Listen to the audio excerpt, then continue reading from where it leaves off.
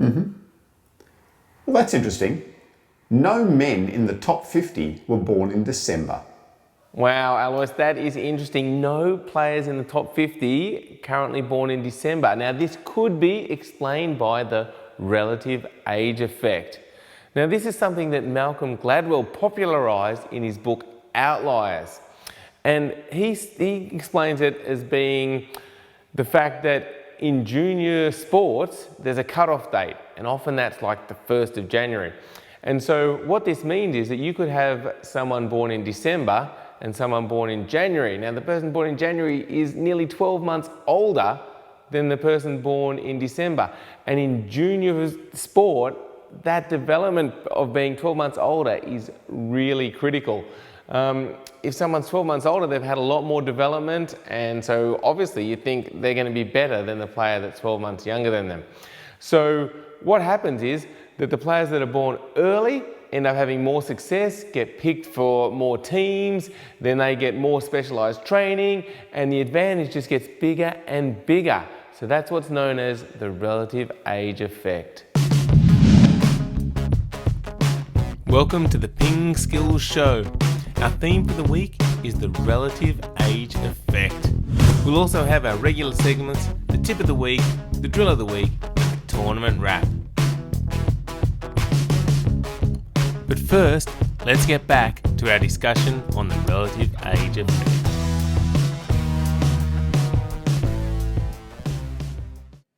So the relative age effect does sound interesting then, Jeff, and does it then explain why there's no one born in December to make it into the top 50 in the men's? Well, it's a good question. Are there any other interesting stats? Well, there are. So I did a bit of an average of the month of when people are born in the top 50.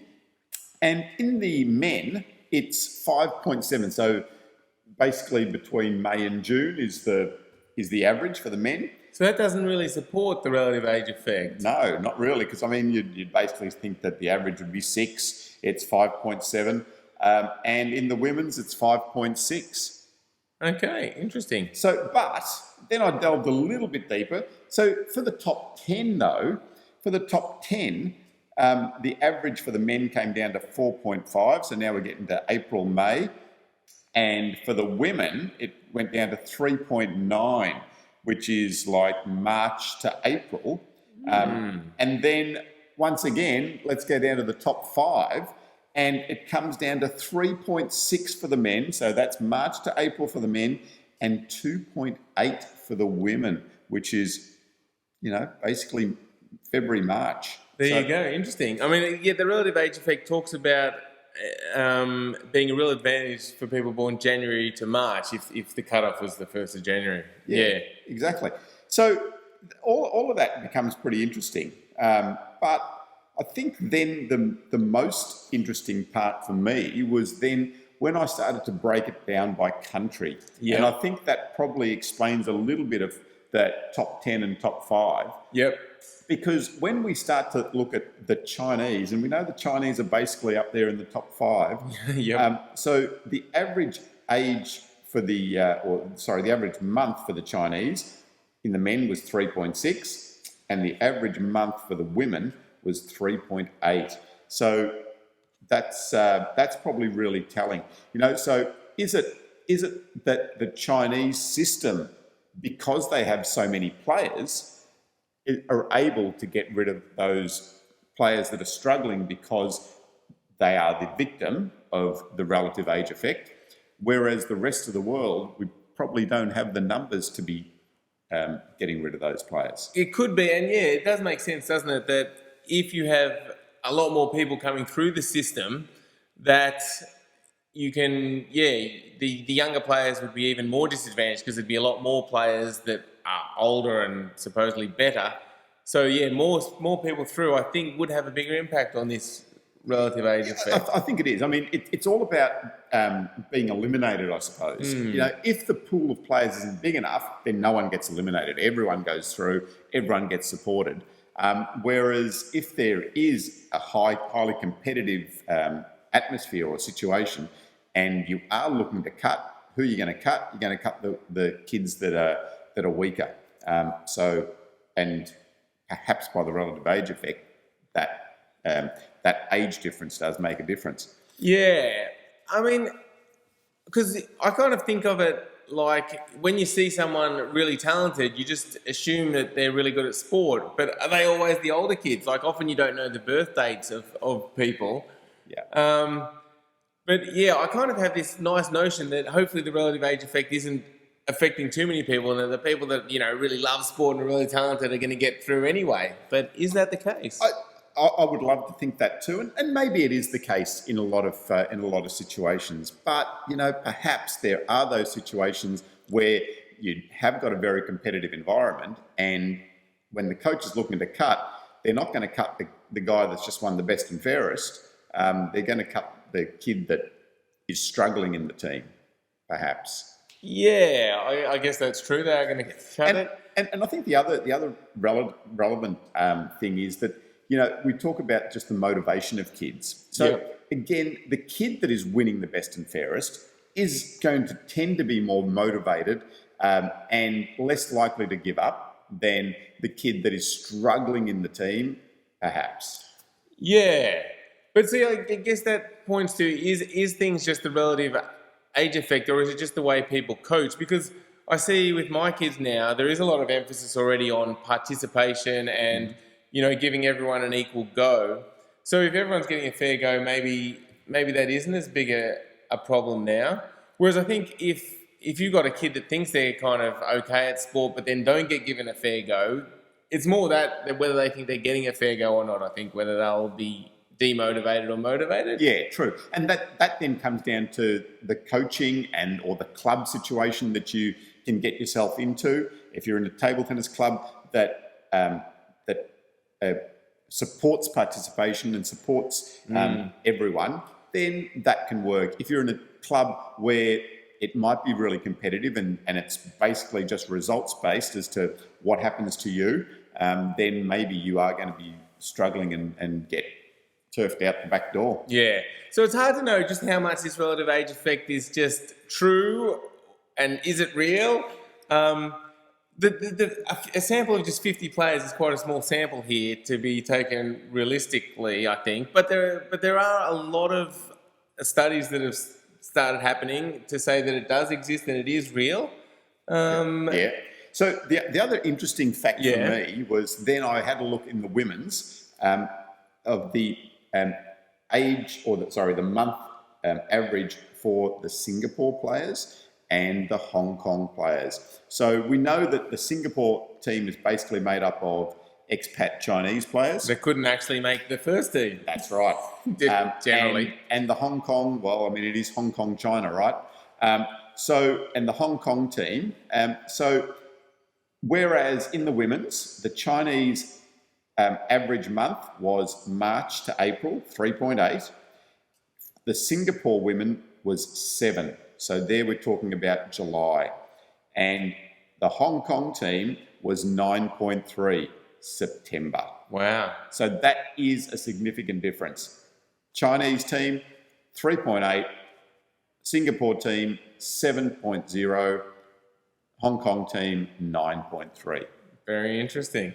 So are the Chinese missing out on some of their best players coming through and turfing them off to other countries, whereas they could be developing in China and making that Chinese team even stronger?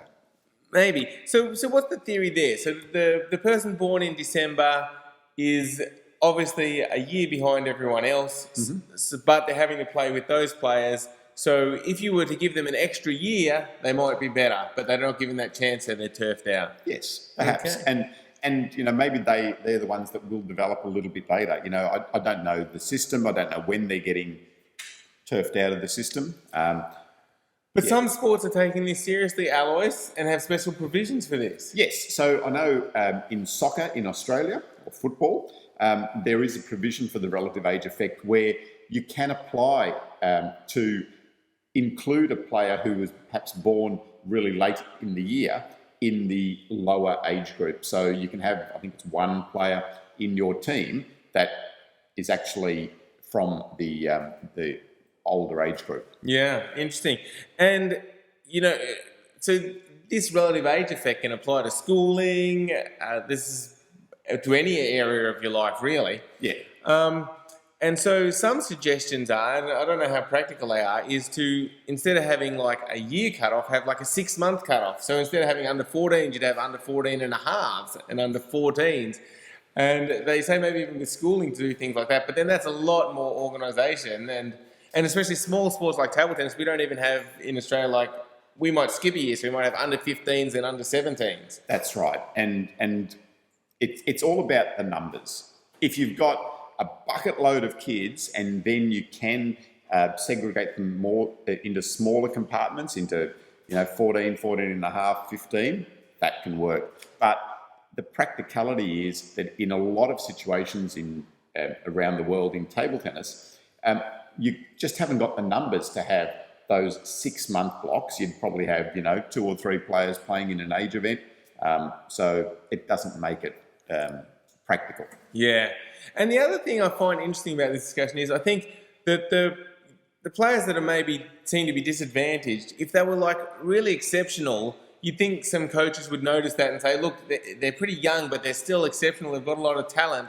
So they would kind of still be kept through the system. So I'm wondering if it more just cuts off people that might have dropped out a bit later, but gets them dropped out earlier. So would China be even better? Maybe not, maybe, I don't know. Okay, well, here's one for you. Yep. Ma Long, born in August. August? Yes. There you go. So the best player in the world in the men's at the moment, born in August. How did he get through the system? Maybe, as you said, he was just exceptional. Maybe he was just ahead of his time. So interestingly, he was born in August of 88, and Zheng Jike born in February 88. So those two players we would think would be in the same age pool, competing against each other from a very young age. Yeah, certainly. So, well, it'd be interesting. We should go back later, Alois, and see, in their junior career, did Zheng Jike have an advantage? Well, Zheng Jike certainly reached his peak earlier than Ma Long. So, Zheng Jike was winning world titles well before Ma Long. Ma Long has just in the last year or two come into his own. Or become... Yeah, the best player in the world. Yeah, certainly.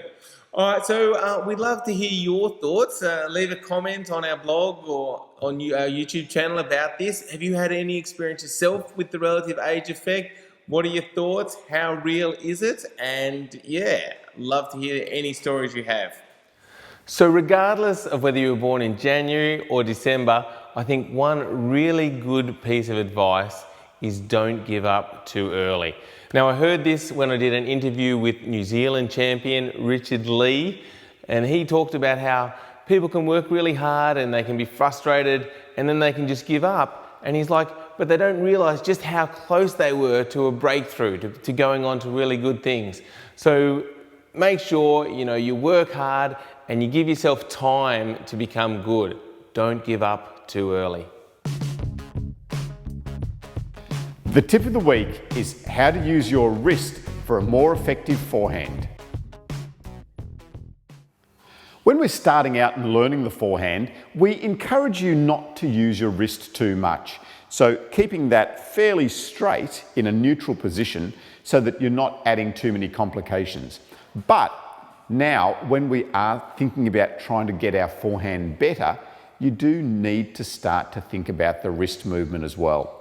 So the wrist moves in a couple of ways. It moves in that movement across, but there's also the extension backwards before you make contact with the ball. By starting to utilize those movements with the wrist, you are then starting to add some speed to the racket head. More speed with the racket head will mean more speed of the ball and also the ability to generate more spin.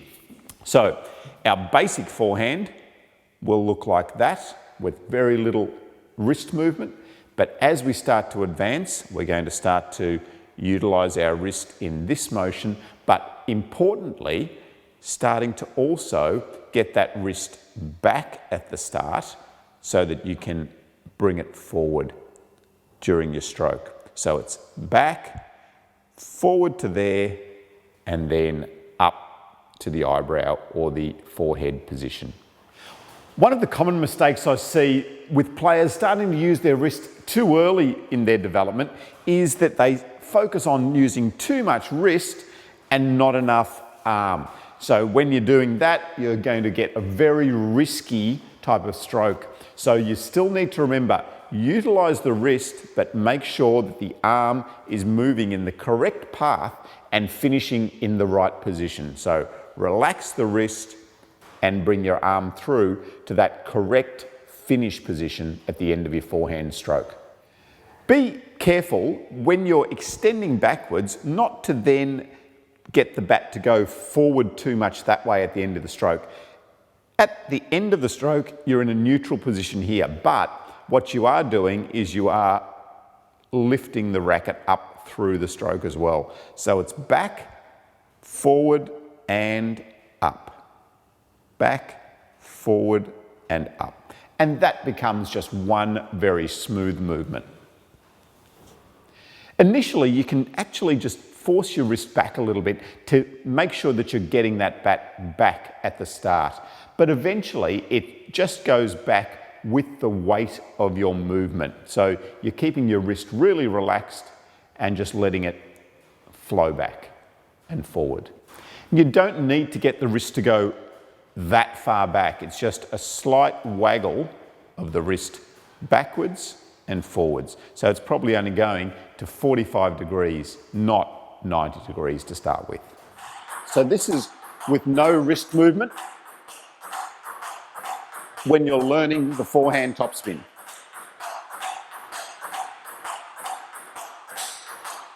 Now let's introduce the wrist as well.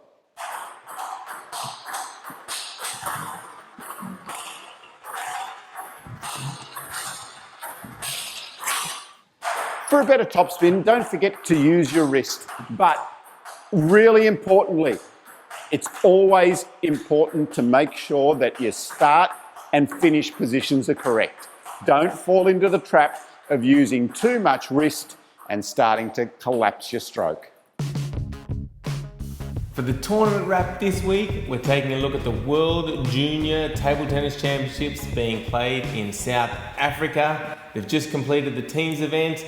I really like looking at this event because it lets us see which countries are going to be dominant in the seniors in the future. Alois, tell us about this World Junior Championships. Yeah, well, so interestingly enough, for the first time ever, China doesn't take a gold medal in the teams events. So both teams event gold medals going to Japan. Is this really a look into the future? Wow. Now, I'm not completely surprised about the women, Alois, because they've got a fantastic team. The men, however, or the boys, I'm a bit surprised. Yeah, exactly. So the boys, the Japanese boys team is actually ranked #1 in the world ahead of China.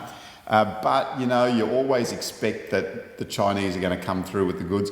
But interestingly, none of the top 3 Chinese on the junior boys rankings were at this event. So, and didn't play in the final against Japan. So is China doing the friendship thing and allowing some of the other countries to win some of these major events? We did see it at the cadet event as well. So at the cadet event, they basically sent a province squad to that event rather than sending their best players. Perhaps again, just trying to give the rest of the world a chance to win some titles and tick some boxes. Yeah, I guess for the sport, people want to see other countries beside China just winning everything, but this is the World Championship. Surely you've got to send your best team. Yeah, you would definitely think so, right? But, is China getting a little bit blasé about the number of titles that they're winning and winning basically everything? And I really think that they are actually trying to give the rest of the world a bit of an opportunity. Maybe. Well, Japan certainly took that opportunity. Some great results there for Japan. Yeah, so in the junior boys, interestingly, the Chinese team went down in the semi-final to South Korea. So they lost 3-2 in the semi-final, which was a huge upset for them. So the Chinese team of Yu Heiyi, Zhu Haidong, and Zhu Yingbin went down 3-2. Korea winning the first match with Cho Seung-min against Yu Hei-yi. And then China winning the next two, but Korea coming through, winning the last two matches. Cho Seung-min beat Zhu Haidong 3-1, and in the decider, 2-2, An Jae-hyun beat Yu Hei-yi 3-1 as well. So, really interesting there that the Chinese didn't even actually make the final of the boys' event. And then in the final, Japan faced up to South Korea. And for Japan, it would have been a huge event. Came in ranked number 1, but facing up to Korea, who had just knocked off the Chinese team, would have been pretty scary, I suppose. Yeah, I mean, what if they lose after being expected to win? A lot of pressure on them. Yeah, that's right. But 3-0, take out Korea. So Harimoto was their number 1 player for Japan. The young guy who's the youngest player ever to win an under-21 at a World Tour event. Harimoto played in their number 1 position. Kizukuri led off, beating Cho Seung-min 3-1. Harimoto then beat An Jae-hyun 3-1. And then Matsuyama took Kim Dae-woo 3-0 in the third match to seal the deal. Well done, Japan in the boys. And similar story in the women, Alois. Yeah, similar. So this time, though, China making the final. So China beating Korea in that final, 3-0. Japan beating Hong Kong in the other semi-final. I suppose the interesting results for Japan early on was Miu Hirano losing a couple of matches during the event. So we know Miu Hirano just took the World Cup in the women's, huge event, comes to a junior event and drops a couple of matches. So in the quarterfinal against Korea, Miu Hirano actually lost her singles match against Adina Diakonu 3-1. Then didn't play in the semi-final, but then came in again against China. But Miu Hirano again going down in her match in the final. So she lost to Shi Junyao 3-2, close thing, but losing her match 11-7 in the fifth. Then Mima Ito steps up to the table against Liu Weishan and was 2-1 down, managed to get up and win 3-2. So that would have been a huge relief for Japan. If they'd been 2-0 down, then it becomes really tough from there. But that set the ball rolling for Japan. Hina Hayata then took Sun Yishen 3-1, and then Mima Ito stepped to the table, the hero of the day, winning 3-0 against Shi Jun Yao 3-0, who had earlier beaten Miu Hirano. So Mima Ito, the real hero of the Japanese team, winning both her singles in the final. Miu Hirano, perhaps a little bit of work to do, has that early success in the Women's World Cup, perhaps, taking the edge of her drive, who knows, but, Mima Ito, Miu Hirano, what a team. Yeah, what a team, and great signs for Japan, looking forward to the future in both the men and the women. I think they're going to be a real force. So China, look out, Japan are coming. Now, Alois, what about the European countries? Are there any bright, shining lights coming through in the juniors at this tournament? Yeah, so in the quarterfinals, we had Belgium, France, and Romania in the boys. So 3 European countries there, but none of them making the semi-final. So they're all getting knocked out in the quarterfinal stage. So the final placings in the boys was Japan number 1, Korea number 2, then equal third, or the bronze medalists, Chinese Taipei and China. Then Romania ended up 5th, DPR Korea 6, France 7, and Belgium 8. So so good signs for France. Yeah, so we've seen just recently at the European Championships the 2 French players facing off in the final of the European Championship. So it has been a big year for French table tennis, and this would be encouraging as well. And in the girls, so the Romanians again made the quarterfinals. Russia, France, were also there in the quarters. But again, none of them getting through the quarterfinals to the semi-final stage. So the final positions in the junior girls was Japan, as we know, number 1, China number 2, Hong Kong and Korea Republic, the bronze medalists. Then France 6, France 5, Romania 6, Russia 7, and Chinese Taipei 8. So yeah, I mean the balance is still definitely in Asia. In both the boys and the girls. Yep. Can the Europeans start to make some strides forward to catch the Asians? Can Japan now make those strides forward to try and catch China? It's all that game of catch up, isn't it? Let's see. Certainly is. So that's everything you need to know about the team's event for the World Junior Championships. Having a good serve can have a real domino effect on your game.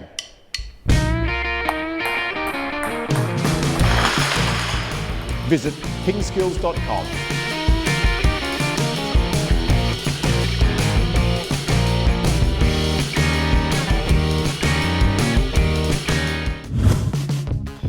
This week's Remember When is a look back to the 2004 World Teams Championships in Doha and the best shot I've ever seen played.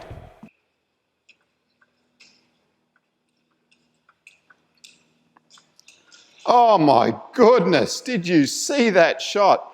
That was Wang Hao at his absolute best. So that was the shot that stands out in my mind of all the shots I've seen that was probably the best shot of the game of table tennis.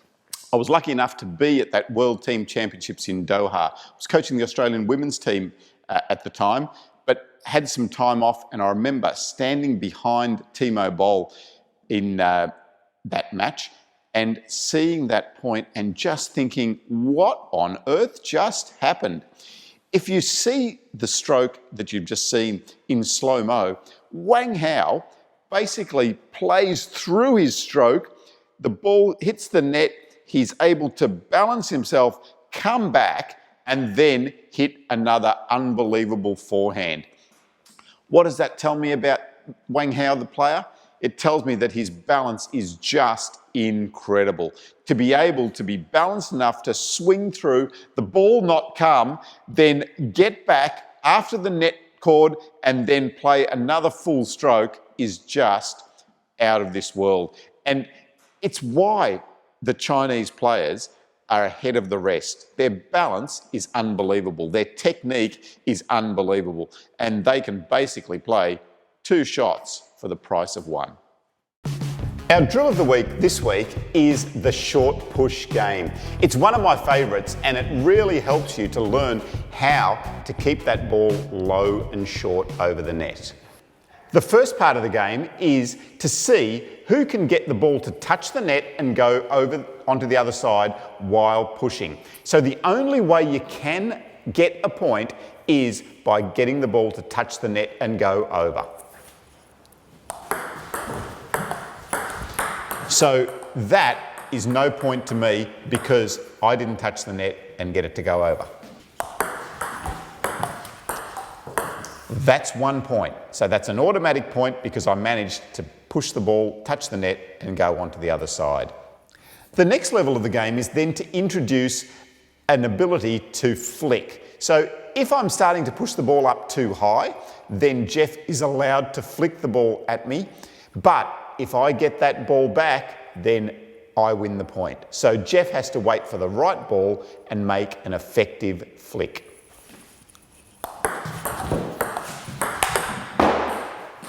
That's a point to Jeff. The next part of the game is to also introduce errors. So now Jeff's put the ball into the net, so I get a point for that as well. So we're starting to get it closer to the real game situation. Great push, Jeff. To summarise, there are 3 stages to the game. Stage 1 is where you're pushing the ball and just exploring how low you can keep the ball. Now, if you push the ball into the net in stage 1, then you don't get penalised. That is to give you an opportunity to just keep that ball as low as you can and see if you can sneak it over the net. Stage 2 is to then introduce the flick. That will stop you from just popping the ball up too high and show you what happens if you do stray too high in a game situation. And then stage 3 makes it very much like a game where you're getting penalised for errors either low by losing the point or by going too high by your opponent being able to flick hard at you.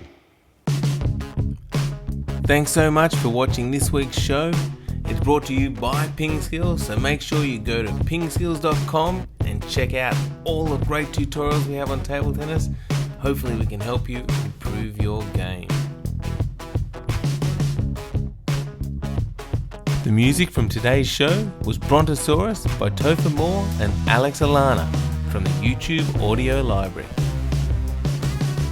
Once again, thanks for watching, and until next time, keep enjoying your table tennis.